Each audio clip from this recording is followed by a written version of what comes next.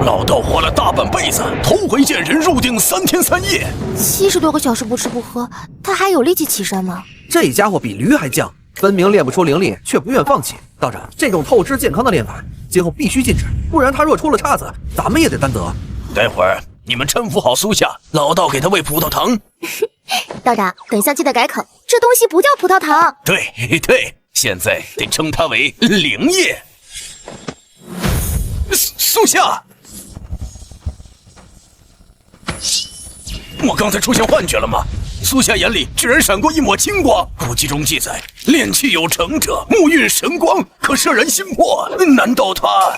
不，上古炼气师只是传说，这世界就不存在修仙。师傅，我成了。是什么成了？炼气啊！经过3个日夜，我体内已凝练出一道5行真气。正如炼气诀描述，这道元初之气藏于丹田，温润四肢百骸，可令人耳聪目明。啥？5行真气？范导，你听见了吧？这货居然敢说自己练出真气！3天不吃饭，他看上去还挺精神。强撑罢了，苏夏看着挺实在，没想到也死要面子，明明什么都没练成，却非要称自己练出5行真气。年轻人练气诀都是道长杜撰而来，他能练成个屁！范导，可以为苏夏单独开一场小测验，当场揭穿他的谎言。这主意好，不过这场测验大概要推迟1、2日，苏夏3天滴水未进，得等他体能完全恢复。道爷我成了，道爷我终于成了。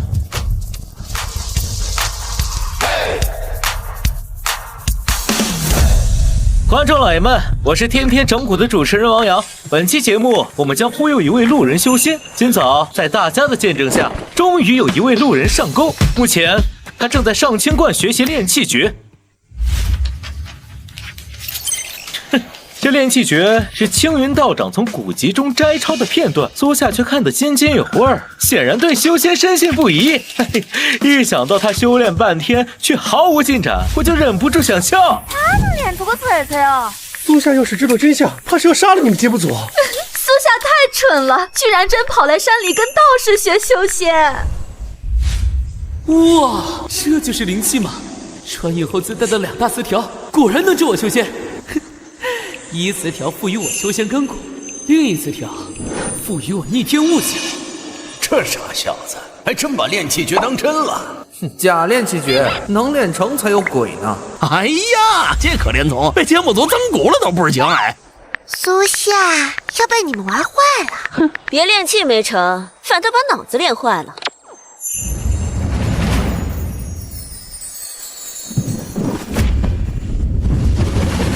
苏夏身边怎么起风了？这股风竟围绕着他旋转。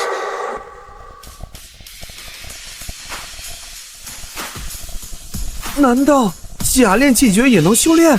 这什么情况？他身边怎么起风了？快给我联系道具组，是不是临时加的设定啊？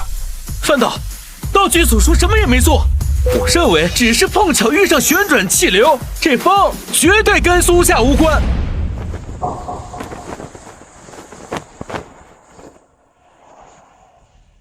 看，风停了，这世上哪来的修仙啊？刚才一切都是巧合罢了。不对，他身边又起风了。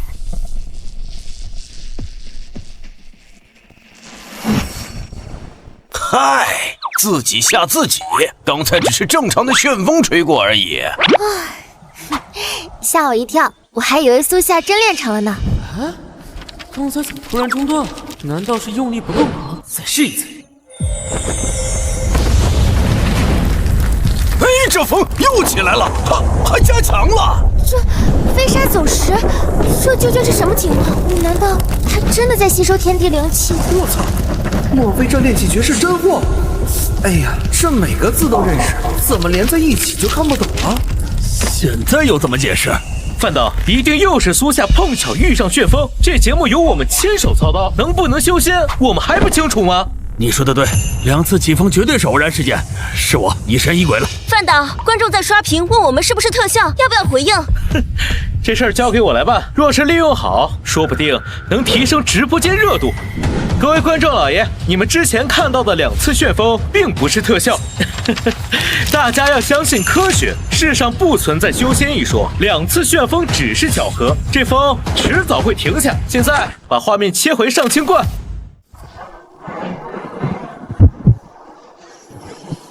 我明白了，刚才灵气中断，并非用力不够猛，而是炼气诀性质柔和，运转时当如春风化雨，溪流汇剑。停下了！刚才2次旋风果然只是意外。道长，现在直播间人气正在飙升，迟早会上全网热搜，你得找个机会没收苏夏的手机。刚才的旋风只是意外吗？靠，原来是碰巧遇上旋风，我还以为他真成功炼气了。我就说嘛，这世上哪来的修仙啊？道长，这都过去5个多小时了，他居然还在原地打坐。是啊，要不要喊他吃饭？他要是在这练出毛病，咱们整个节目组吃不了兜着走。要不是他还有呼吸，老道险些以为他作化了。这事儿还得范道定夺。不急，这才入定几个小时，一顿不吃饿不死人。直播间正在热议，苏夏还能打坐多久？人数已突破3万。很好，这打坐也是个好噱头啊！你们别去打扰苏夏啊，看他能做多久。范导，他最多再撑2-3个小时，长时间不进食，体力也撑不住啊。苏夏还在打坐，整整3天，连眼皮都没抬一下。要不是胸口还有起伏，我都要打120了。难道炼气诀学成之前他都不打算停下？可这炼气诀是道长随手写的，怎么可能练出名堂？范导，得就要停了，这3天滴水未进，再这样下去要出人命。他要是倒在这儿，咱们节目也得跟着完蛋。目前直播间有多少人？哼，我说了，都说他是当代苦行僧，要我说呀，他就是腿麻到站不起来了。让道长去打断苏夏，再吩咐道具组准备好葡萄糖。苏夏3天不吃不喝，急需补充能量。老道活了大半辈子，头回见人入定3天3夜，70多个小时不吃不喝，他还有力气起身吗？这家伙比驴还犟，分明练不出灵力，却不愿放弃。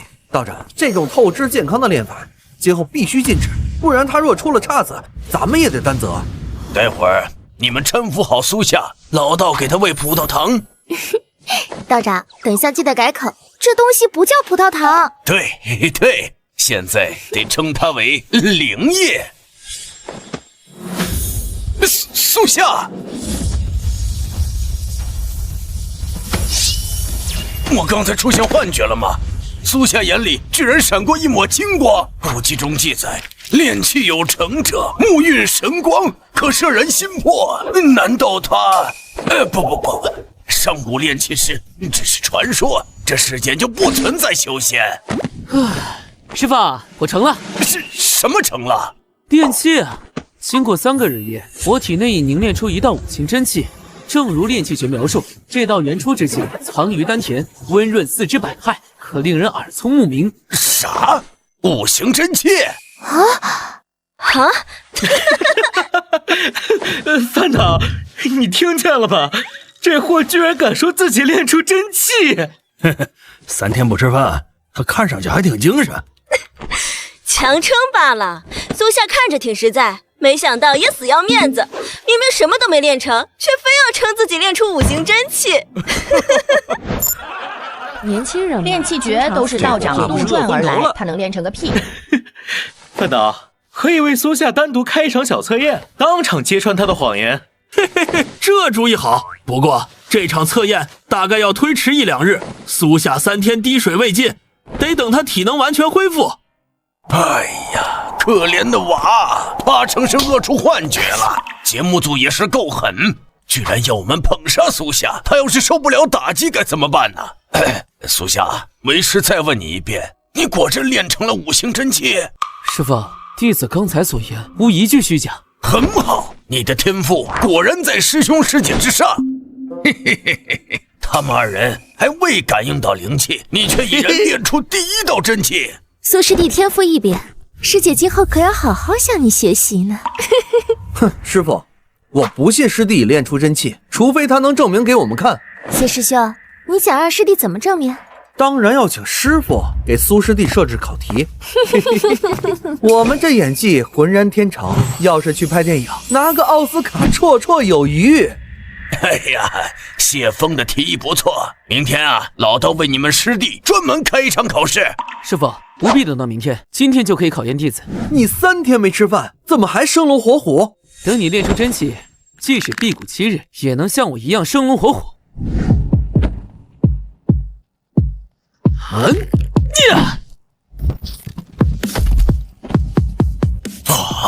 难道他真练出真气了？不可能，他3日不吃不喝，非但没事，还能一拳打碎木桩。开什么玩笑！苏夏随手一拳就将木桩打烂，难道他以前练过功夫？师兄，这便是真气护体。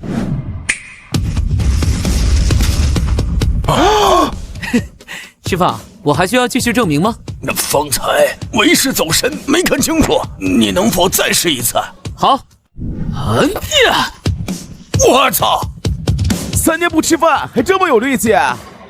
不是，那炼气诀真有用。我操！必须把炼气诀搞到手，我也要修仙。3天不进食，活蹦乱跳就算了，还能一拳干碎木桩啊！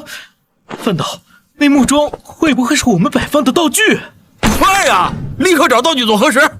道具组，庭院里的木桩是你们安排的道具吗？木桩不是道具，那怎么能一拳打碎？可能是常年风吹日晒，木桩内部早就朽烂了吧？对，一定是这样。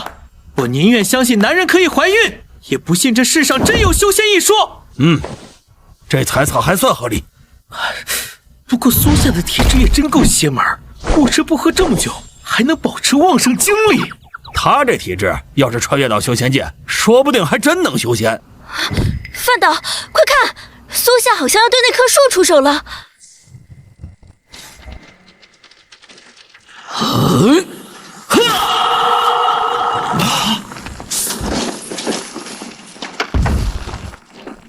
呀，一拳打穿大树！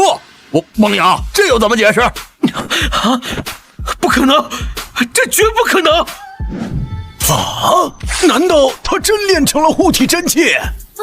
如果说一拳干碎木桩是意外，这一拳贯穿大树又该怎么解释？我眼花了吗？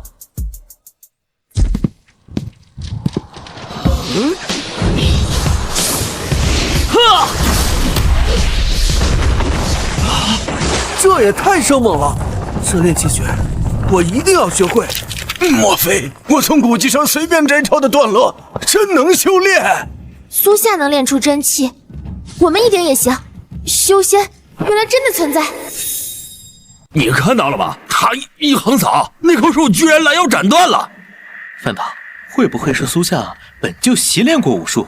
范导，我这里有苏夏的新资料，来自他同学提供的重要情报。哼，苏夏果然习武出身。原来苏夏来自古武世家呀，难怪能徒手斩断一棵树。范导，苏夏若是出自古武世家，我们这样戏弄他，苏家要是知晓，我们岂不是要倒大霉？没事，苏夏半年前已经被苏家逐出家门，我们可以随意折腾。王阳，你等下还得去向观众解释，防止外人误会。好，这事必须说清楚，不然真有人要以为这世上能修仙。各位观众老爷，据我们调查，苏夏以前学过古武，因此有能力打断一棵树，这并不是修饰手段。大家不要以讹传讹，要相信科学。新增一条情报，苏夏练过古武，你们就当不知道，继续陪他演下去。这小子原来学过古武啊！刚才非说真气护体，把我们骗惨了。靠，差点上当。哼，这人看上去挺老实的，没想到也贪图虚名。苏夏，你果然学会了炼气诀，这护体真气你能熟练运用。是师傅教导有方。来，这瓶灵液给你服用，你3日不曾进食，服下灵液可助你恢复体能。多谢师傅。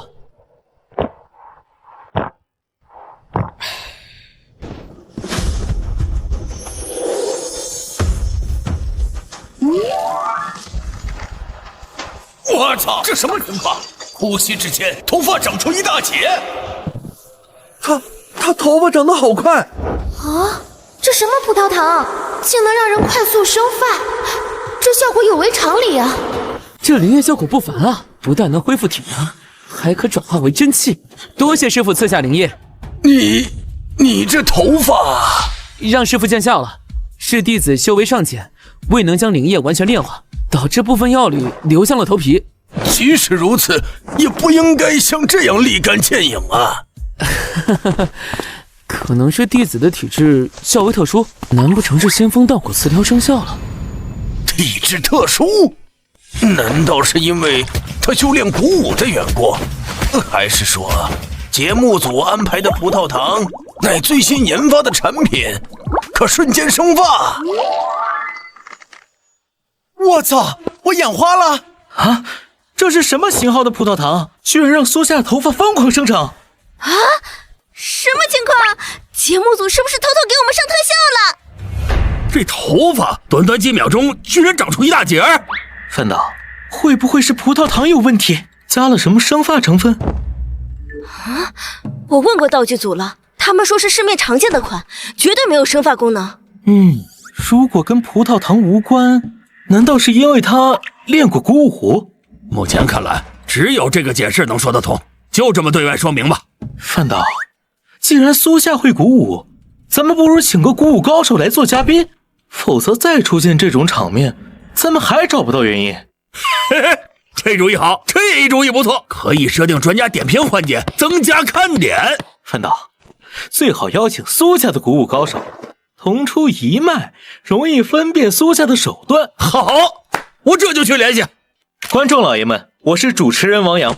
趁着苏夏回房间休息，我来为大家隆重介绍两位嘉宾，他们皆来自鼓舞世家，并且与苏夏同族。这位是苏健先生，苏夏的叔父；这位是苏林女士，苏夏的堂姐。王主持，苏夏早已被逐出苏家，与我们再无瓜葛。若非听闻他偷学苏家武学，我们才不想上节目。族规明令禁止苏夏修习苏家武学，没想到他竟暗中偷师。只要证据确凿，我们将依家法废其武功。不知你们手中可有证据？确实有些影像资料，不过能否请二位先答应我，等节目录制完毕再处理苏夏？可以。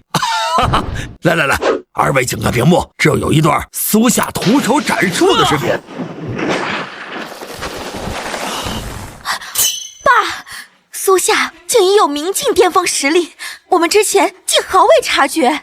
这小子藏得够深，不过这路数不像我苏家武学啊！居然不是苏家武学！师兄，这便是真气护体。真气护体，这又是什么？据苏夏自称，这是他从炼气诀中悟出的炼气式手段，无稽之谈。这世间哪有什么修仙？这招式八成是他从别处偷师的硬气功。这还有一段，他饮下葡萄糖后头发疯长，我们怀疑与鼓舞有关，还请二位见面。这是什么葡萄糖，竟能让头发转眼间变长？你们是不是后期处理过画面？这生长速度太不真实了。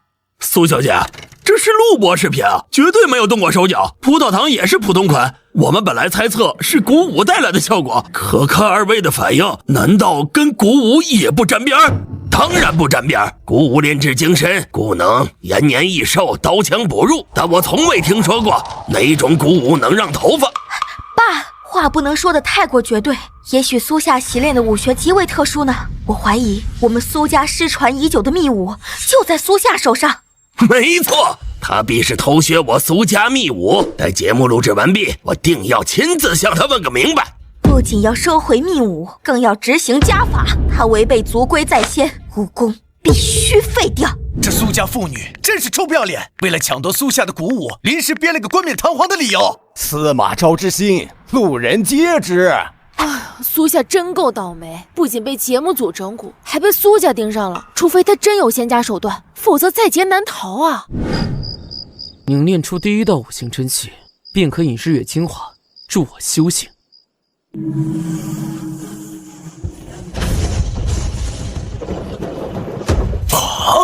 凝光菊花，纳为己用。他难道在吞噬日月精华？他竟能吸取日月精华？难道他真在修仙？不是整蛊节目吗？为什么他真练出了神通？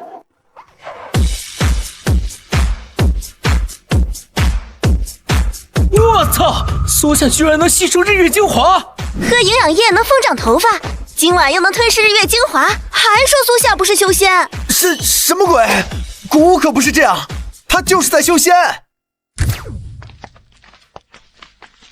哎呦，王阳，大半夜喊我们前来，道观那边又出了什么状况？范导、苏先生、苏小姐，你们快来！苏夏他，苏夏在吸收月光。苏先生，这难道也是鼓舞？啊，会不会是设备故障或者镜头反光？我已经派人去现场确认过了，那边回报说肉眼所见和直播画面完全一致。苏先生，你怎么看？这种能力已经超出鼓舞范畴，难道他真的从炼气诀中悟出了什么？如果不是鼓舞，那会不会是某种障眼法？比如他暗中布置了某种投影设备？范导，除了他的私人房间，道观各处都受我们监控，他但凡有任何小动作，我们都一清二楚。苏夏没有装神弄鬼，这手段必是出自苏家秘武。对，这必定是我苏家秘武中的某种修炼手法。只要我们取回秘武，苏家定能再强盛几分。范导，你们这节目要录制多久？我明天就想去清理门户。苏小姐，别急，请再给我们1周时间。苏家可以给你们时间，但今晚发生的事情必须帮我们隐瞒。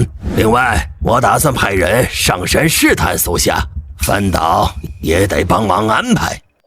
刚才大家看到的一幕是投影仪制造的场景。原来如此，我还以为苏夏真能吸收日月精华呢。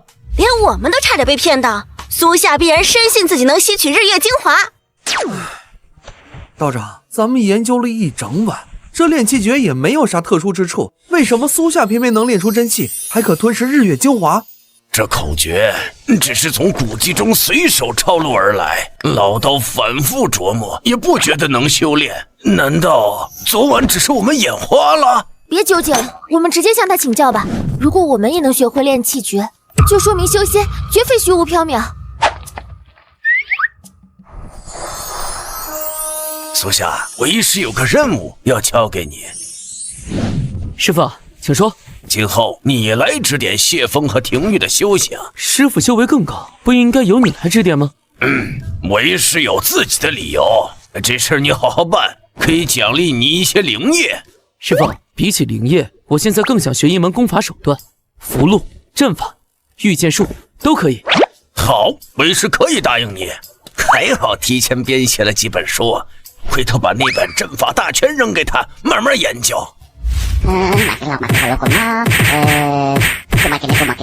该讲的我都讲了，现在跟着我的节奏来感知灵气，把手给我。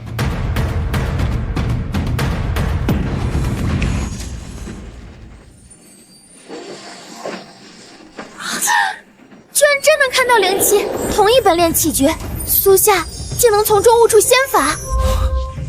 原来这世间真存在修仙。果然，没有苏夏的协助，便感知不到灵气。刚才明明能感应到灵气，难道以后修炼都要拉着苏夏？徒儿，这本阵法大全，你先拿去好好研究，若有不解之处，再来问我。谢风、廷玉，你们可有收获？师傅，经苏师兄引导，我刚才感知到了灵气。我也一样，那些五颜六色的灵气漂浮在我们身边。可惜没有师兄的引导，我就感知不到灵气了。没想到啊，没想到，老道随手抄录的炼气诀，居然真能修炼。我回头也必须尝试一番。谢风、廷玉，你们随老道走一趟。师傅怎么神神叨叨的？虽然我更想学御剑术，但师傅既然让我先学阵法，定有他的用意。观众老爷们，刚才上演的戏码可否让你们过瘾？我相信经过此事，苏夏已被谢华二人完全忽悠。助理，请将我们镜头切回道观，继续观看苏夏的修仙之旅。苏先生，这本就是炼气诀，如果连苏夏这等武道废柴都能学会炼气诀，我们凭什么不行？没错，这狗屁的炼气诀根本没法修炼。即使按照苏夏描述的方式，也无法感应到灵气所在。依我看，谢峰和黄庭玉睁眼说瞎话。胆敢耍我们，这俩人简直找死！苏先生，会不会是苏夏体质较为特殊？放屁！他是我们苏家除名的武道废材，能有什么特殊体质？二位稍安勿躁，我不认为谢峰和黄庭玉说谎，也许是他们昨晚没睡好，导致神经错乱。这件事暂时不跟你们计较。樊导，我的人什么时候能上山？苏先生放心，过几天一定安排好。道长，怎么样？能不能感应到灵气？唉，这3天老道尝试了几百遍，没一次成功。我们也一样，难道是我们的姿势不够？你们莫非在哄骗老道，还是说你们连我也要一并整蛊？道长，你这是做什么？找摄像头。道长，我们当时真能感应到灵气。你们确定不是幻觉？我们今早又没吃菌子。不好，地震了！快离开房间！快逃！五行聚灵阵起！可惜材料有限，只能布置一座勉强能用的五行聚灵阵。这什么情况？哪来的岩柱？苏师兄，刚才那地动山摇。不好意思，第一次布阵，手法生疏，不慎引动了地脉。徒儿，方才的地震是你所为。弟子本想布一座简易聚灵阵，奈何学艺不精，竟引得地脉翻涌，一不小心改变了地形。道长，刚才是不是地震了？苏夏人呢？是不是也在外面啊？我们外面没装摄像头，你们务必看住他，别让他趁机下山。无妨，你先回去，这里交给为师处置。是，师傅。喂，范导，那边什么情况？刚才地震，我们全来道观外避险，结果在门口撞见苏夏。他说什么？他说地震是他不小心引发的。嘿，这小子还挺会吹牛，真以为自己会仙术不成？范导，这事还真说不准。刚才地震过后，上清观附近可是出现了神迹。神迹？你确定？范导，方便视频通话吗？你看过之后自然会明白。这些石柱今天才出现，地震之后，它们犹如雨后春笋，拔地而起。若真是这样，确实可称作神迹啊！我们上次去上清观的时候，确实没见过这些石柱，难道真是刚形成的？地震确实可以改变地貌，但这种情况闻所未闻。黄庭玉，你确定是苏夏改变了地形？是他亲口承认的，而且他的语气不像开玩笑，一面之词罢了。可地震就发生在他研读阵法大全之后，这一切难道真是巧合？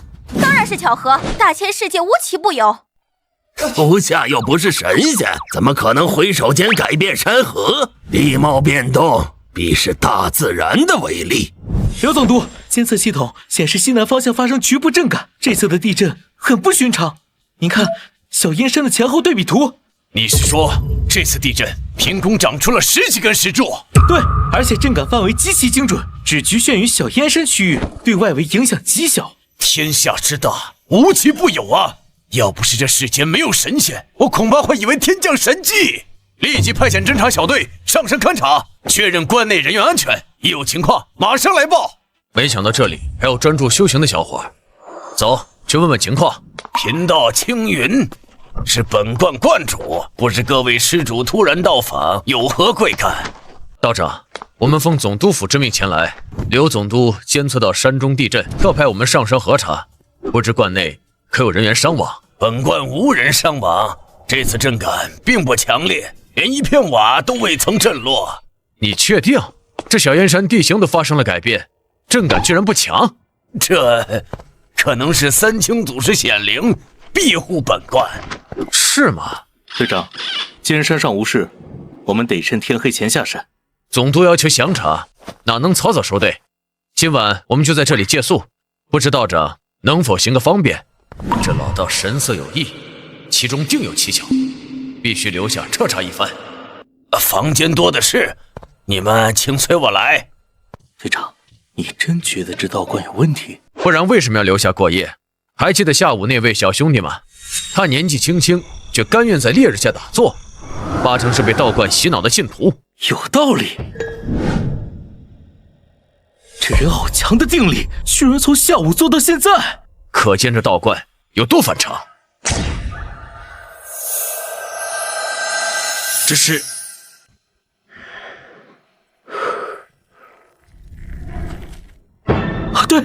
队长，那是什么药法？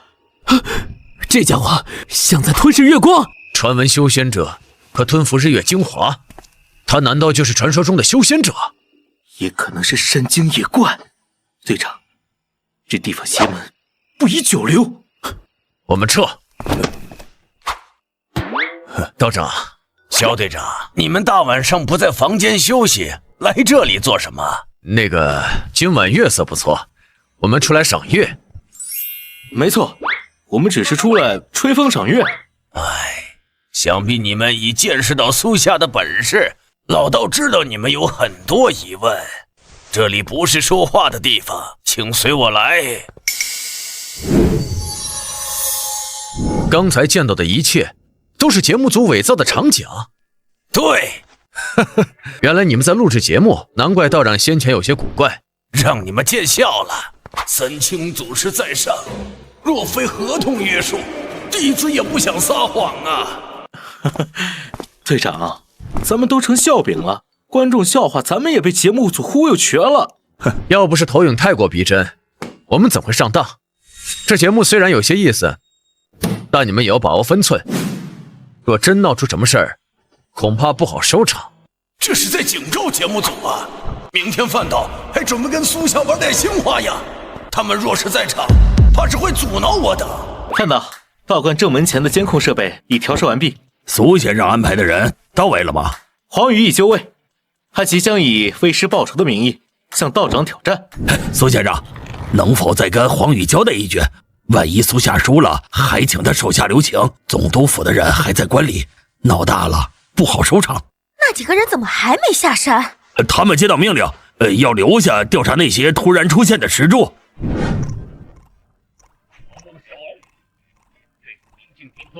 青云老贼，10年前我师父败于你手，回去便呕血而亡。今日我要替他讨回这笔血债。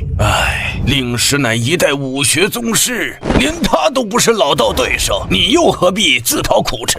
少在这里假慈悲！今日你若不敢应战，我会一把火烧毁上清观。既然你意已决，老道只能奉陪到底。但老道向来不喜欢以大欺小，苏夏，你可愿代为师出手？对方不过是一介武夫。师父，绝手这了！狂妄小儿，这小子竟敢轻视我！虽然苏先生交代要留守，但就冲他这句狂言，定要让他在床上多躺几天。小队，这是有人上门踢馆吗？鬼知道是真是假，没准又是节目组安排的戏码。我们看戏就成。对付明镜巅峰，3成实力足矣。这是什么硬气功？居然能硬接我这一拳！硬气功？不，这叫真气护体。放弃吧，你毫无胜算。凡俗武学在修仙者面前，犹如萤火与皓月，萤火之光岂敢与皓月争辉？真气护体！苏先生明明说他最多明镜实力，我可是暗劲巅峰。刚才那一拳竟如泥牛入海，难道他真有真气护体？黄宇，你演技不错，但不要演过头了，速战速决，逼他露出真本事。我演你祖宗18代！这节目组真够损，为了忽悠人，居然连暗劲高手都请来陪演。队长，这人演技堪比影帝，我要是苏夏，也已经迷糊了。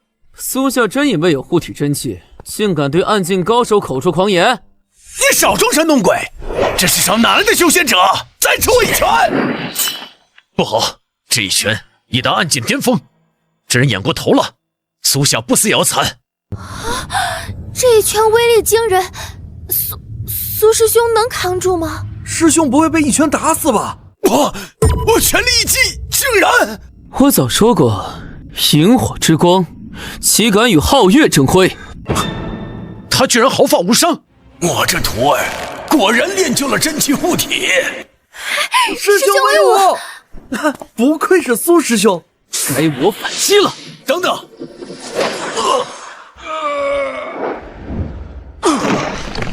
嚯，这么逼真吗？也没看到威亚，这人居然倒飞出去10几米！一个巴掌将人扇飞10几米，还说苏夏不会修仙啊！苏夏绝对有问题，难道真气护体真的存在？那一拳能打死一头牛啊！苏夏竟毫发无损。苏先生，黄宇是不是还在演戏？演？这一拳分明是暗劲巅峰的杀招，他刚才真要取苏夏性命啊！那苏夏能应接这一拳，岂不是说真气护体是真的？依我看，苏夏其实是化劲宗师，这家伙深藏不露。爸，我们要从他手上夺回秘武，必须请爷爷出手。这事若被老头子知晓，可能会恢复苏夏的族谱，那可是宗师啊，武道最高境界。那要瞒着爷爷，当初是我们将苏夏逐出家门。我操！暗劲巅峰被一巴掌抽飞，这年轻人难道是化劲宗师？啥？这么年轻的宗师？暗劲高手在他面前，简直像随手拍走苍蝇。师兄威武！什么武道宗师？这分明是仙人手段！既然敢来踢馆，岂能让你轻易下山？死罪可免，活罪难逃。我认输，宗师饶命！见苏某的迷魂阵，好好反省2日吧。这我刚刚不是还在山上吗？不可能，这是什么神通？居然将我传送到深山老林中！附近有人吗？苏宗师，我错了，请放我出去！不一定要求他，我自己也能走出去。难道我要被困死在这里？你也不，我不甘心。黄宇不像在演戏，难道苏夏真能布置迷魂阵？我记得阵法大全上确实有一套迷魂阵，但那也是结合古籍胡编乱造而来。好诡异，明明一步就能跨出来，他却像瞎子一样原地打转。师兄只用4面小旗，就能将黄宇困死其中，好神奇！队长，这怎么回事？难道遇到了鬼打墙？他怎么原地转圈，自说自话，跟疯了一样？哼，80%是在演戏呗，只是这演技有些浮夸呀。队长，我怎么感觉不像在演戏？难道那小子真会什么奇门遁甲？切，反正我不信世上有这种玄妙的阵法，一会儿咱们也进去试试就知道了。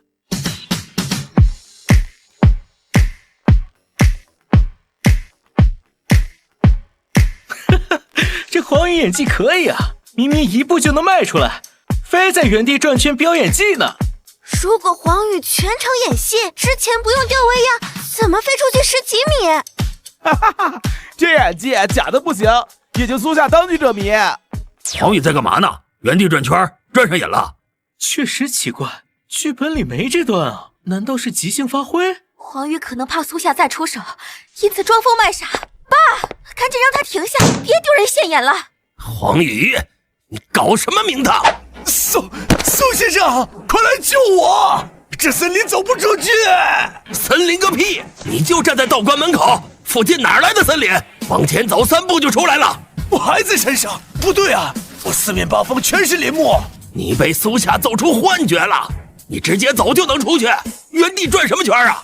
苏先生，我一直往前走啊，但这森林无边无际，根本看不到头。放屁！监控看得一清二楚，你就是在原地转圈。苏先生别急，黄宇的说法不见得有假，这事确实邪门，黄先生也没有说谎的必要。范导，要不让人去把那几面旗子拔了？等等，有条狗进去了。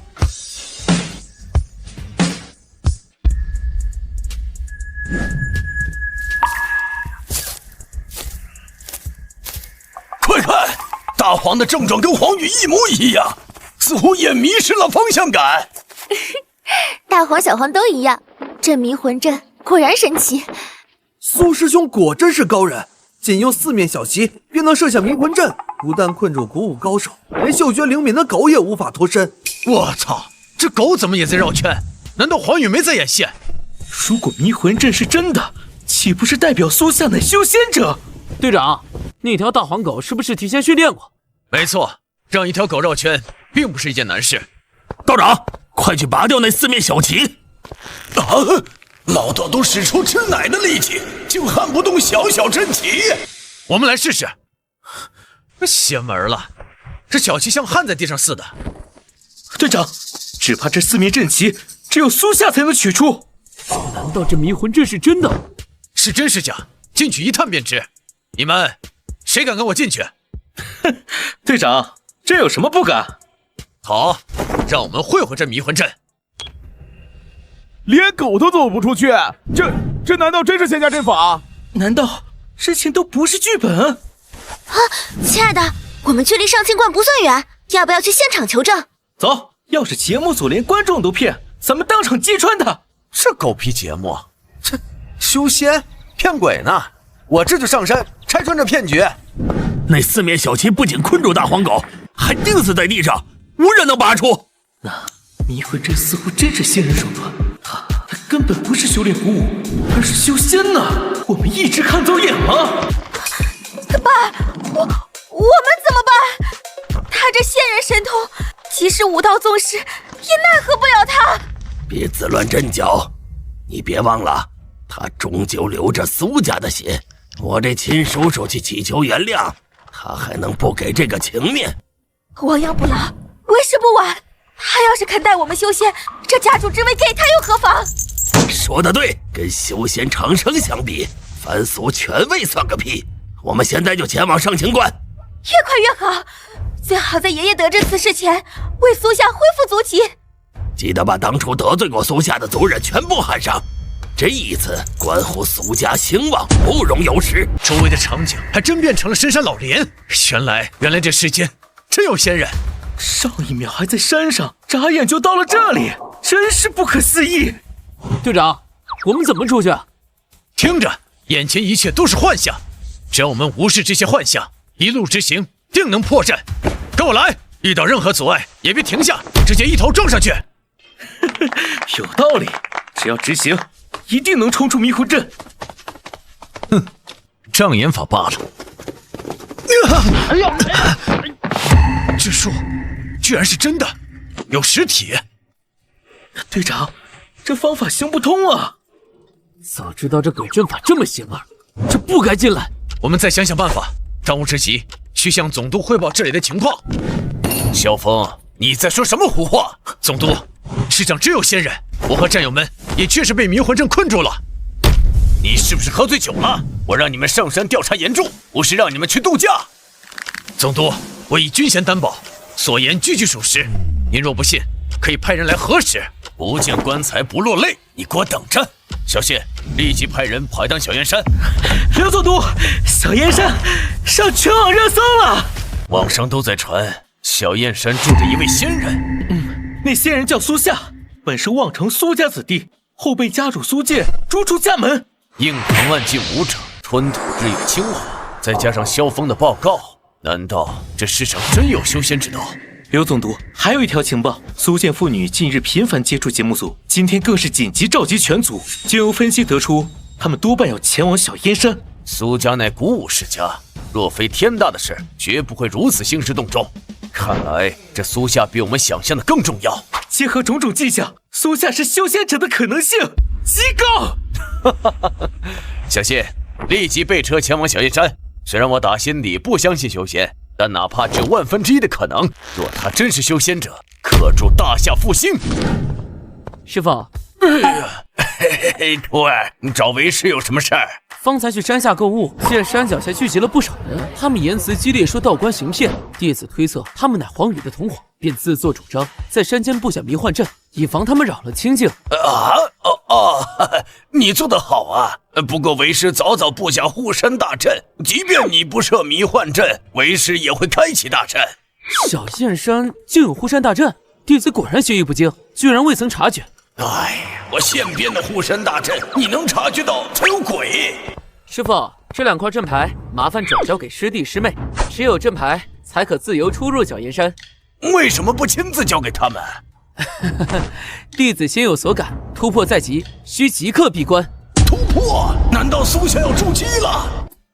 家人们，我已到小燕山附近，马上就跟其他打假小伙伴一起上山，咱们一起去会会那位苏仙人。这次我们几个主播联合出动，带大家亲眼看清楚迷魂阵到底是不是剧本。小黄，我们要出发了。奇怪，这雾似乎有些大了。还真是啊，那山脚下都没注意到山中有雾。才走几分钟就起这么大雾，不太对劲儿啊！管他呢，往上走准没错，早晚能到山顶。总算要走出这片雾了。我们怎么又回到原点了？我们不是一直向上攀爬吗？怎么会回到山脚下？再迷路也能感知到坡度，我们明明有在爬山，怎么会？肯定是雾气干扰了方向感。我们再来一次，这次记得用指南针。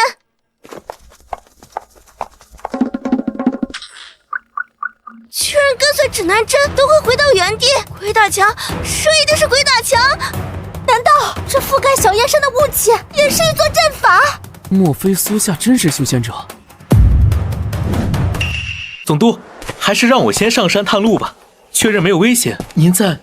不必多此一举，既然代价只是回到原点，哪来危险可言？可是……别废话，我们现在就上山。没想到能在小燕山见到刘总督。这位小姐，这里可是小燕山？对，你们是望城苏家？我们进山。喂，等等，你们等下还得回来，别白费力气了。在山下未见白雾，到了山中却是白茫茫一片。总督，我们一路在爬山，应该不会回到山脚下吧？只凭直觉，确实如此。奇怪，这山中怎会是大雾弥漫？爸，别疑神疑鬼了，山里起雾不是很正常吗？也是，我们继续爬山吧。还真回到了原点，果然神奇。我们一路向上攀爬，兜兜转转，又回到山脚。爸，我们不是在爬山吗？怎么又回来了？山里的雾气果然有问题，难道这也是苏夏布置的迷魂阵？刘总督，道长得知您今日莅临，特命我前来接引，请随我上山。小兄弟，这山中迷雾，想必也是苏夏的手笔。正是，他闭关前布下迷魂阵，凡擅自入山之人，皆会绕回原点。苏夏闭关了，那要多久才出关？短则几日，长则半月。刘总督若事务繁忙，可过2日再来。不行，苏夏乃大夏唯一修仙者，等他出关便是头等大事。现在就请小兄弟带路上山。刘总督，别来无恙。苏家主，你怎么也来小燕山了？刘总督有所不知，苏夏乃我苏家子弟，来小燕山也是为了寻他。可我听闻他早已被你们逐出苏家了。外界误传罢了。苏夏乃我苏家天骄，我们真是还来不及。哼，最好如此。他如今关系重大，若有人与他为敌，便是与大夏为敌。这，刘总督，不知我们能否随你一同上山？你问我做甚？我又没能力带你们上山。小兄弟，你看，我们跟苏夏是一家人，可否行个方便？也行吧，你们一块跟上。小兄弟，这迷雾未散，我们该如何上山？苏师兄的阵牌可帮我们破阵。区一面铜牌，竟能号令迷雾自辟道路，这就是修仙者的手段吗？果然非凡。若我苏家也能修仙，必能成为大夏第一家族。这雾气仿佛拥有灵智，竟主动让开一条大道。我之前还担心判断错误，如今见到这一幕，足以确认苏夏就是修仙者。诸位，请随我上山。萧峰他们怎么还困在迷雾阵内？刘总督，苏师兄说过，这迷魂阵只会运转2天，萧队他们后天才能出来。浮生无量，刘总督亲临，小冠蓬荜生辉。你就是苏夏的师傅青云道长。惭愧，贫道不过一介凡人，可当不起苏夏的师傅。这本是一出整蛊节目，谁料苏夏竟假戏真做。若没有道长的炼气诀，苏夏也没法修仙吧？说来也古怪，那炼气诀乃老道从古籍中抄录而来，旁人无法修炼，偏偏只有苏夏可以。还有阵法大全，也是根据古籍瞎编。也许上古时代确实存在仙人，而苏夏恰好有能力从古籍中的只言片语领悟大道。苏夏天赋异禀，不愧是我苏家天骄。这苏剑当真不要脸，昔日将苏夏逐出家门毫不留情，如今却厚着脸皮往自家脸上贴金。老黄，出什么事了？二位看热搜第一，整蛊节目修仙者，这个刘少辉越来越不像话了，堂堂总督竟参与节目炒作。老黄，核实过了吗？他若真敢公器私用，这位置就别做了。老陈、老李，若我说这世间真有修仙者呢？荒唐！这种怪力乱神之说，怎能轻信？我可以很明确地告诉你们，修仙者确实现世了，他如今就在小燕山闭关。老黄，你失心疯了！这世上不可能存在修仙者。是不是刘少辉跟你说了什么？这家伙，你们再看看这几个视频，这些全是技术部核验过的视频。刘少辉甚至亲自体验过阵法。这些视频确定没有合成痕迹，已通过多重验证，绝无虚假。老李若不信，现在就可直接连线刘总督。吞吐日月，执掌阵法，竟真有这种神仙人物。若我大夏真有修仙者坐镇，周边宵小，谁敢再犯？老陈，只有一个修仙者还远远不够。无论如何，这位名叫苏夏的修仙者也值得我们倾力相待。老黄，立即接通刘少辉。且慢，联系他之前有件事需先议定。讲。这事已引爆舆论，不少民众亲自前往小燕山验证，消息封锁已无意义。现在民间要求官方给出明确回应，我们该如何处置？既然压不住消息，那就公开。我赞同。当前国际形势波谲云诡，此时公布正可提振士气，凝聚民心。刘总督，待苏夏出关，务必以国士之力相待。是，保证完成任务。另外，我们经过商议，决定向全民公开苏夏的身份。您有什么建议？您确定要公开？这事已经在民间引发热议，既然消息无法封锁，不如顺其自然。事到如今，我建议立即将小燕山划为军事管理区，未经许可，任何人不得擅闯。好，就这么办。好壮观的场面！这又是什么阵法？竟能呼唤沙尘，隔绝一方天地？这是黄沙阵，亦是苏夏闭关前所设。这阵法能隔绝声音，也能遮风挡雨。若有擅闯者，顷刻便会被流沙吞噬。那只鸟瞬间被灭，这黄沙阵果然凶险万分。凡人若敢入阵中，必然也是粉身碎骨。只有苏夏能安稳坐在阵中，这就是仙凡之别吗？说我大夏能有100位这样的修仙者，寰宇之内谁敢放肆？不过，即使只有1位修仙者，也足以震慑宵小。待消息公布，举国上下必将为之振奋。经多方核实，我国已正式确认首位修仙者的存在。该位修仙者叫做苏夏。我大夏居然诞生了修仙者，天佑大夏啊！我早就说过苏夏是修仙者，如今官方认证，看谁还敢说是剧本啊？那不是整蛊节目吗？怎么就真成修仙了？什么？大夏有修仙者？原来修仙是真的！我要修仙！我要修仙！我一直在追这个节目，从苏夏打坐那天起，我就知道他不一样。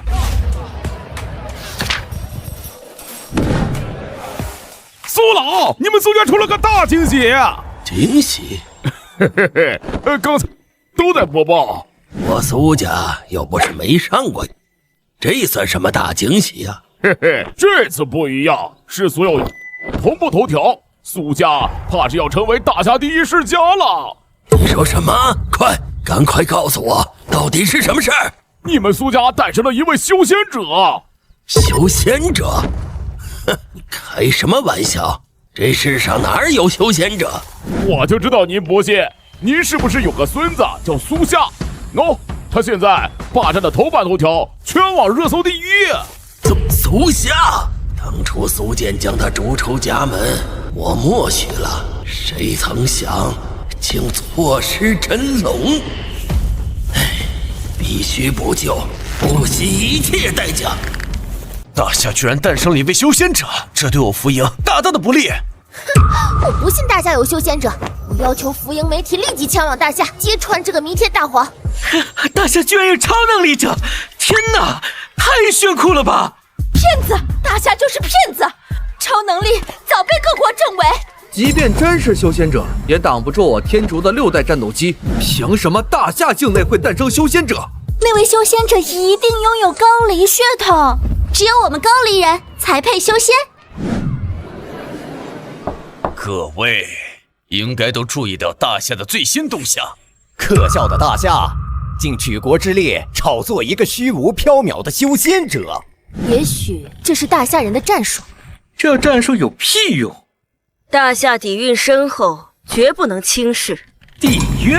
大夏能比天竺深厚吗？别忘了，天竺已拥有6代战机，大夏有什么？你们认为这修仙者是真是假？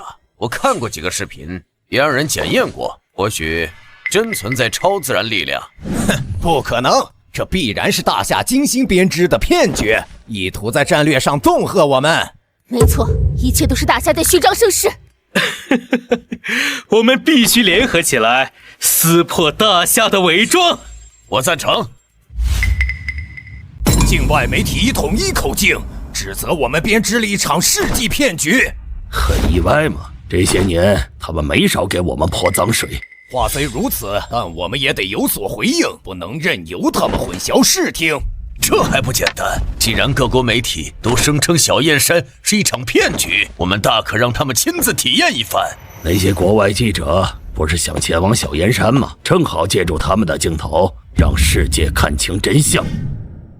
大家看我身后，这就是大夏声称存在修仙者的小燕山。我们即将登山，为追寻真相的观众们揭开这场骗局。大夏妄图欺骗全世界，今天我们将用镜头记录下他们的虚伪。天竺国的朋友们，我们将见证本世纪最大的笑话。这山里雾气有点不正常啊！山区气候多变，不必大惊小怪，抓紧时间上山。大家都跟紧我，别走丢了。怎么又绕回来了？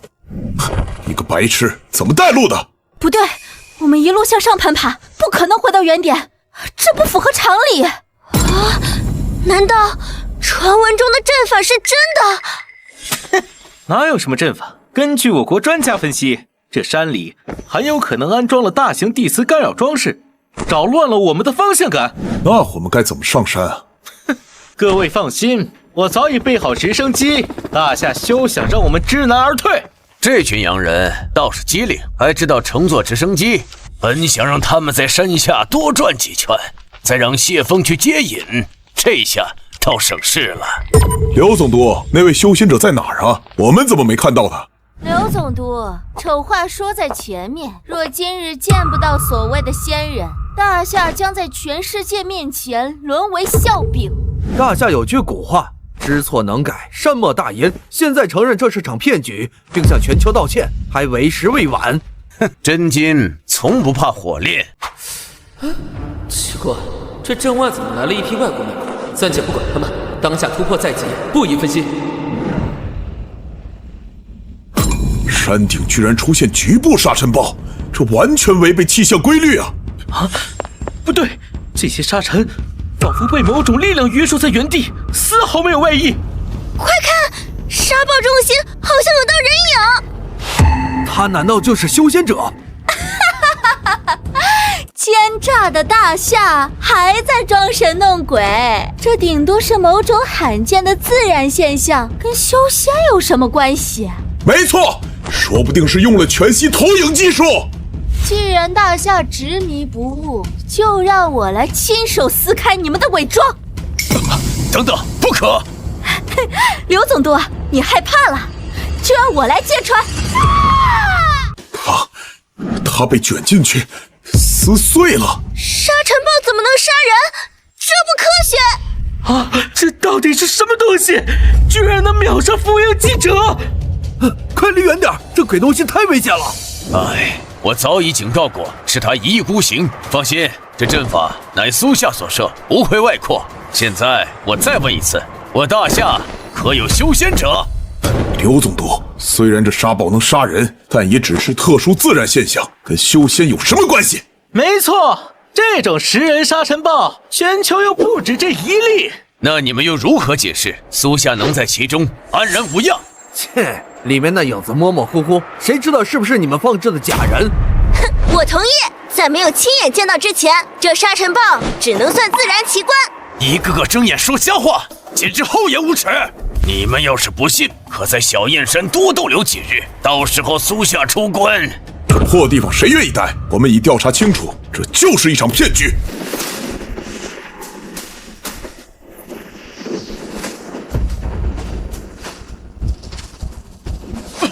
天地异变，这龙卷是从苏夏而去，不好！苏夏还在闭关，这龙卷可能会让他前功尽弃。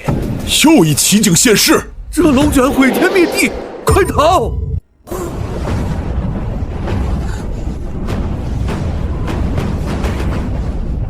给我破！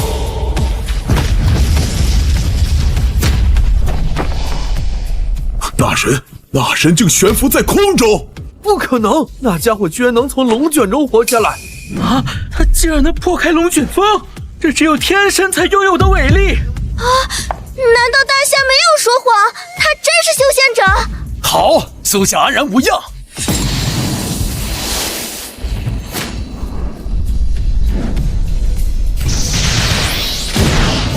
紫气东来，霞光灌顶，这是筑基异象。筑基，苏夏成功突破了。汹涌的紫气，从天而降的七彩云霞，种种异象，以前从没见过。啊，他竟然能引动天象，这已超越了科学的范畴。神灵转世，一定是神灵转世。完了，全球直播，所有人都看到了，大夏竟真有仙人离世。好，苏夏终于出关了。紫气东来，霞光万丈，这就是我大夏的修仙者。没想到大夏真有修仙者啊！连天地之力都为他所用，我们还有什么资格与大夏抗衡？那位大夏人竟然引来了奇怪异象，难道他是天神下凡？上帝，我们都被那些专家骗了，大夏没有说谎。我要去大夏修仙，这就是你们的好主意。现在全球几十亿人通过我们的直播，亲眼见证了大夏的修仙者。谁能想到大夏真有修仙者呢？我们都以为是场闹剧。再说，你当时不也……好了，事情已经发生，追责毫无意义。当务之急是考虑好怎样补救。原本大夏士气低落，这修仙者一出，他们又多了一张底牌。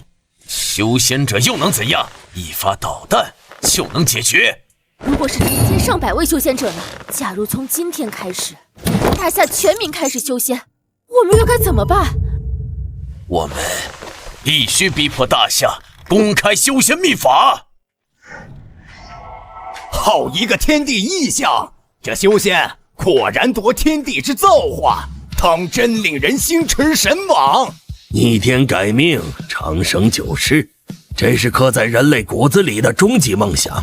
刚收到消息，苏夏筑基后1刻钟内，全球飞往我国的国际航班机票已被抢购一空。这其中，恐怕10有8、9都是奔着小燕山而来。必然如此，连我们都想去修仙，普通人更加抵挡不住成仙的诱惑。我已下令向小燕山增派特殊行动部队，必须确保苏夏的清净，绝不容许任何人干扰他修炼。除此之外，我们还要举全国之力助苏夏修行。师傅，今天怎么多出一堆洋人？他们全是冲你而来。你如今已是名动天下的修仙者。这位是刘总督。苏仙师，我仅代表国家向你致意。高层已做出决议，将倾力助你修行。今后但凡有任何需要，都可以开口。我目前的需求只有一个，请师傅将筑基期的功法传授于我。啊，这下糟了！炼气诀都是他胡编的，这筑基功法难道要当场现编吗？苏仙人，你师傅可不是修仙者，这一切都是场骗局。没错，苏仙人，这大夏上下都在耍你。我如果是你，早改国籍了。对，苏仙人，你要是加入我国，定能享受到最高待遇。如果苏仙人愿意加入辅国，我们也愿意给你最高待遇。我高丽国也可以加入我们天竺，赐你高种姓。我师父不是修仙者，难道你们是？苏仙人，我们有视频为证。我师父若非修仙者，我又是跟谁学的修仙？你们再敢胡言乱语，信不信我一掌拍死你们？啊 ！Oh my god！ 求苏仙人收我为徒。苏仙人，我们也想修仙。修仙界不收洋人。你现在不交，将来也得交。难道大夏能承受海外各国的压力？区区一介凡人也敢威胁修仙者？给我死！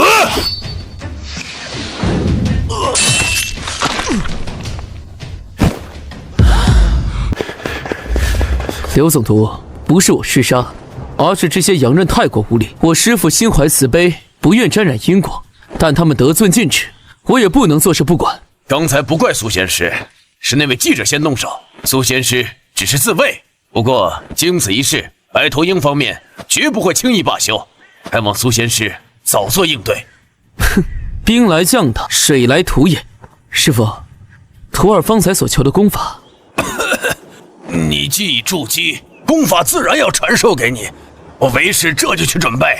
苏夏杀人不眨眼，要是知道我跟节目组在整蛊他，怕不是要活剐了我们。为今之计，只能继续隐瞒，日后再想办法脱身。他们怎么进来了？好孙儿，许久不见，没想到你竟成了修仙者。逆子，还不快快跪下！小夏，是堂叔糊涂啊，当初不该将你逐出家门。经老爷子训导，我已深知大错，今日特来赔罪，求你原谅。苏夏，堂姐往日多有不是，还请你宽宏大量。哼，苏老爷子，你们摆出这般阵仗，有何贵干啊？乖孙儿，爷爷知道你最近受尽委屈，为弥补你，苏建愿将家主之位相让。小夏，往后由你执掌苏家，带领我们成为修仙世家。哼，区区苏家，难入我眼。若不是我成为修仙者，你们岂会后悔？尤其是你，苏老爷子。好孙儿，你这话什么意思？苏老爷子，当初苏建将我逐出苏家，你难道真不知情？一丘之貉罢了。好孙儿，你身上毕竟流淌着苏家的血脉。你们将我逐出家门时，可曾念及过血脉之情？干得好！早该教训这群目中无人的洋人，他们竟敢在苏夏面前放肆，自寻死路。对修仙者出手，谁给他的胆子？不愧是苏夏，弹指间，白头鹰记者灰飞烟灭。野蛮的大夏人，不愿分享仙法就算了，竟公然杀害我国公民，太可怕了！只是弹一弹手指，我们的记者就没了。大夏必须交出凶手，绝不能就此罢休。天神转世，他一定是天神转世。好恐怖的能力！他要是对符影出手，要怎样与他抗衡？徒儿，这里不仅有修炼心法，更囊括制符、炼气、炼丹等百家要术。今日为师倾囊相授，望你勤加修习，早结金丹。多谢师父传道之恩。这回既有我胡编的内容，也参了几本真古籍，我倒要看他还能不能瞎猫碰上死耗子，悟出结丹之法。苏夏又要开始修行了，大家快拿出纸笔，做好笔记。苏夏翻看灵符大全，我也有一本，这书没啥用，我不信他能从中悟出什么。苏夏真能冲击结丹境吗？之前误打误撞悟出炼气诀，这筑基以后还能继续瞎悟吗？奇怪，怎么还是不行？哎呀，今日天光正好，正是用功之时啊！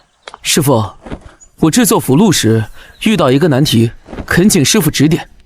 糟了，我哪懂什么制符？早知道不该往这边晃。那什么难题？尽管说来。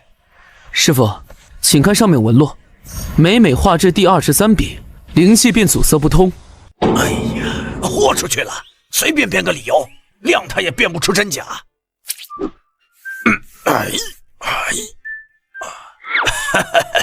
好徒儿，瞧见没有？第23笔必须这么画。道长还在忽悠苏大哥呢，随手一画，愣是装得高深莫测，这样苏大哥怎么参悟啊？唉，道长的演技炉火纯青，苏哥还真以为其中蕴含大道呢。嘿嘿，苏夏，你慢慢悟，为师有事先走一步。哦，我懂了。哎呀，你懂什么了？师傅这一笔看似随意，实则暗含天地韵律，直指符道本源。弟子此前对制符尚存疑虑，经此点拨，茅塞顿开啊！我相信不出数日，定能参透这灵符大全。这就成了！我操！我不过是随手一画，这也能悟出真东西啊！真让苏大哥悟出来了！随手一笔能悟出符道，这科学吗？哼，试试这张火爆符的成色。去！不是，道长那笔到底哪里特殊了？我当上半天也没看出门道。你说青云道长会不会是位隐世高人，一直在扮猪吃老虎？火爆符，这符爆发的温度是有多高？真的瞬间融化钢铁。What the fuck！ 一张纸竟有这么大威力？这就是东方的仙术吗？大侠人得意不了多久，待各国舰队集结完毕，他们必须老老实实交出苏夏。开！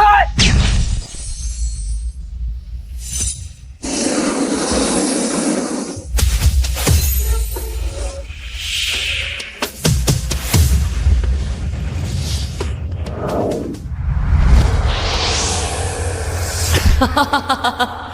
这一月以来，我不但修为稳步精进，更将炼器、炼丹、阵法、符箓悉数悟透。多亏师傅的点拨，方有如今的进度。徒儿，你托刘总督筹备的物资已悉数送至，现暂存于偏殿。好，这些物资关乎到结丹，我得好好答谢刘总督。结丹？难道你要？师傅猜的没错。弟子最近打算冲击结丹境，既然物资齐备，今日便赴后山闭关冲境。苏大哥，你又要突破了，明明1个多月前才筑基的。嘿嘿，苏哥天赋异禀，修仙如河水，我们学炼气诀已有月余，仍感应不到灵气，苏哥却要冲击结丹了。你们的机缘未到，不必强求。师傅，刘总督在哪儿？我想当面道谢。刘总督公务缠身，物资送来后便匆匆下山。哎呀，你有所不知，近来各国舰队轮番在大夏周边海域军演，形势紧迫。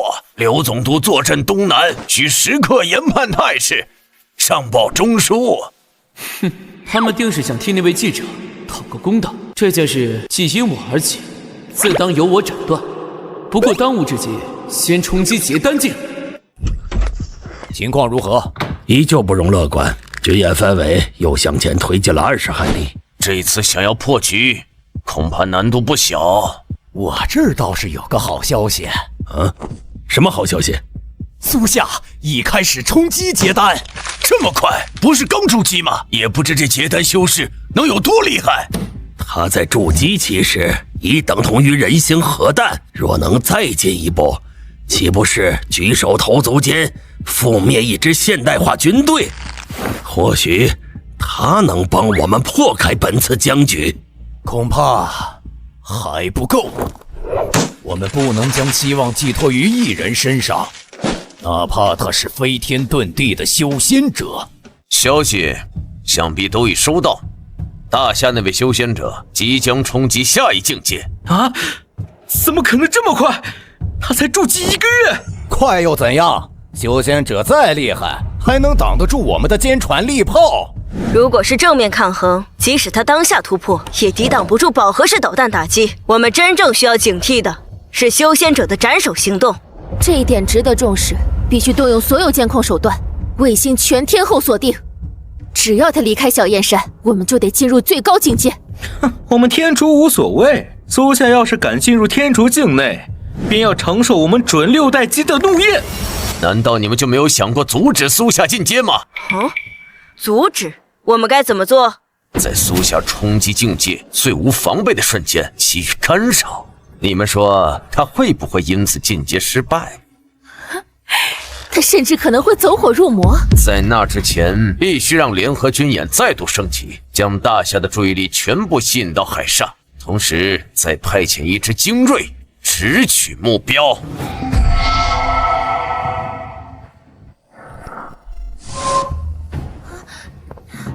苏大哥进入这雾隐镇已有10天，不知道结丹了没有？苏夏上次筑基引动天地异象，突破结丹必然更为惊人。如今风平浪静，说明尚未攻城。上次筑基都耗时几天，我猜结丹至少要1个多月。难道这是结丹异象？我刚估算好时间，苏哥就来打我脸。快看，空中居然还有龙虎虚影！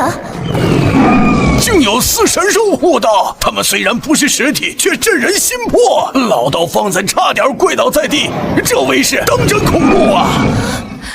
这异象一重比一重可怕，连4大神兽都降临人间了。不愧是4大神兽，这压迫感差点把我吓尿。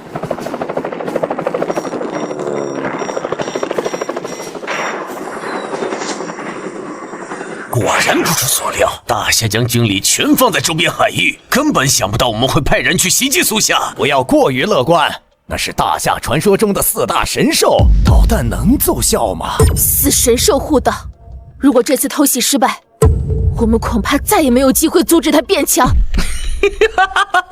什么狗屁4神兽！这2发新型导弹绝对能杀死1位修仙者！哼，你们等着瞧吧。苏夏必将被炸得尸骨无存，可惜啊，未能全球直播，否则所有人都将见证这位仙人的陨落。什么狗屁修仙者，我还以为有多厉害，最后还不是2发炮弹解决。来，今天值得我们庆祝。这次行动能如此顺利，全赖阁下运筹帷幄啊！2枚导弹就能解决？看来是我们高估他了。让我们为胜利干杯！不对，还没结束。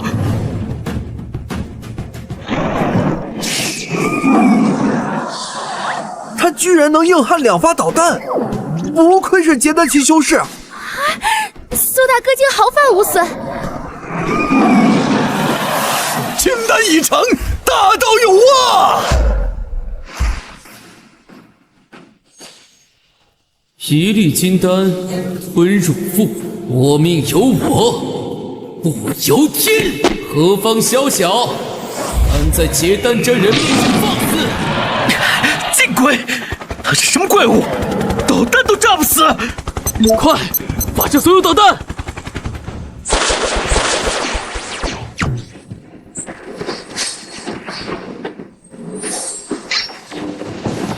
熄灭！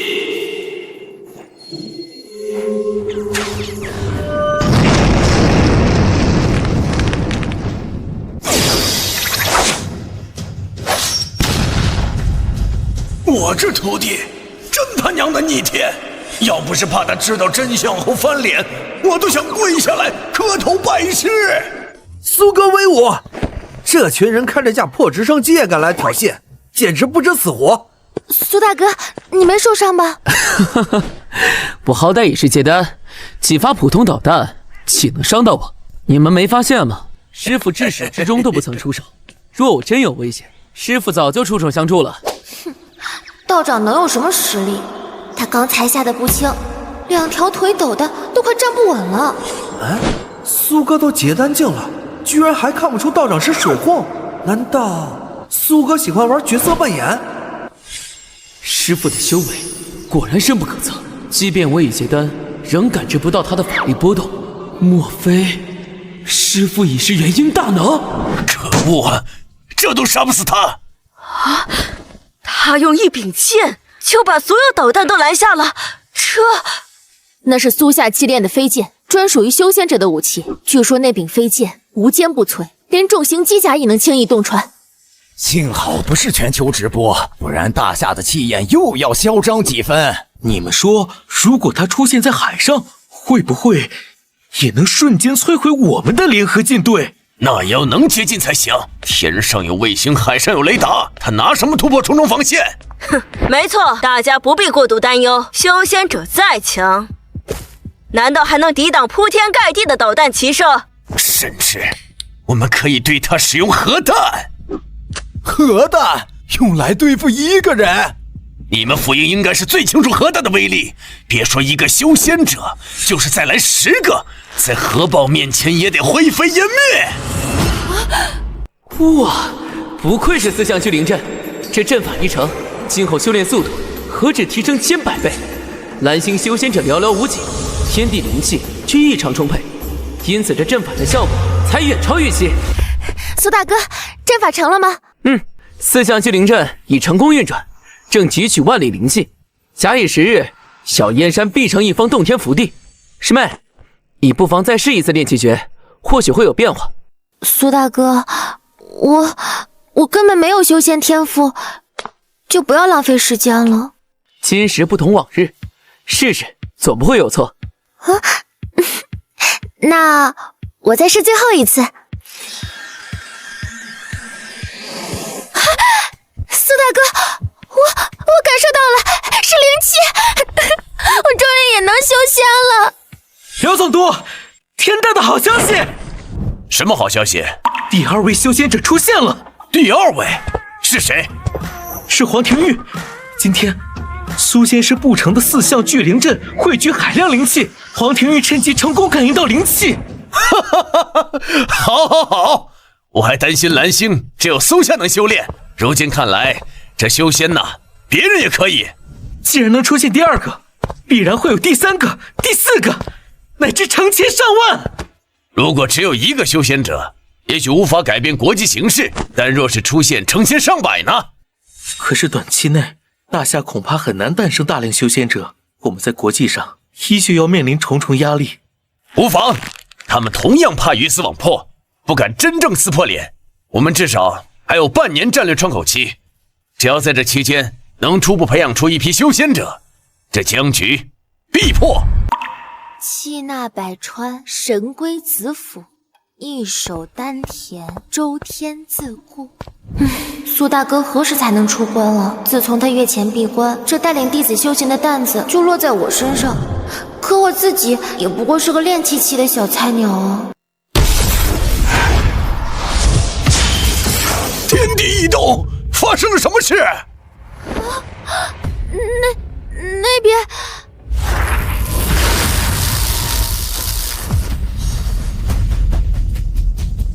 这是古籍中记载的元婴法相，苏夏他结成元婴了。从一阶凡人到元婴修士，竟不足1年。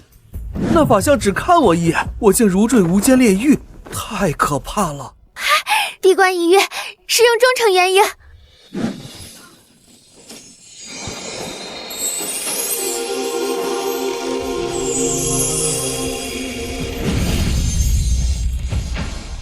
元婴已成，昔日旧账该好好清算。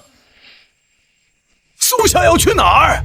难道说，苏大哥曾经说过，他元婴之日便是斩断一切因果之时？因果？跟谁的因果？白头鹰、浮营，凡是昔日藏在的突破中暗中偷袭，后有集结舰队威逼大夏，索要仙法的各国，都是苏大哥要斩断的因果。难道他要去海上？奥克司令，目标苏夏位置已锁定。在哪儿？前方20海里，一座孤立岛礁。卫星显示他正在休息。按照最高层指示，只要在海上见到苏夏，立即将其消灭。传令各阶锁定目标坐标，全火力覆盖。遵命，长官。等等，先派无人机过去，接通全球直播信号。我要让所有人看见得罪我们白头鹰的下场。直播嘛，有点意思。正戏终于来了。若是1个月之前，我还无法招架这等饱和打击，但如今位置离区几十枚导弹，随手可摘。剑来，闪！不可能，全部被一把剑拦截了，而且是同一时刻击落，他简直就是天神下凡。长官，我们的火力对他完全无效，是否立即终止演习，撤离大夏海域？我们首领阁下，我们的饱和打击对他完全无效，我建议立刻撤退。没有我的命令，谁也不准撤。可是我们，哼，没有可是。现在我命令你启动核武器。阁下，你疯了吗？居然要用核弹对付一个人？少废话，立即执行命令！我不信他连核弹都能扛住。没有人能在核爆中生存，纵然是神明降世，今日也要灰飞烟灭。狗急跳墙吗？居然敢动用核弹！哼，正好用这枚核弹试试我的极限。疯子！这群疯子竟真敢动用核武！那是核弹啊！老天爷，求你保佑苏大哥，我愿用20年，不，一生受援，还他平安。完了，核弹之下，众生平等。苏仙师为什么不躲避？难道他想要硬接核弹？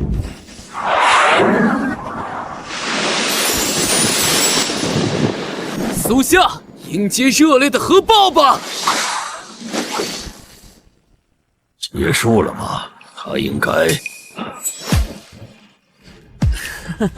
不可能！他居然硬扛核爆！撤！全舰队立刻撤离！快！核爆也不过如此。哈哈哈！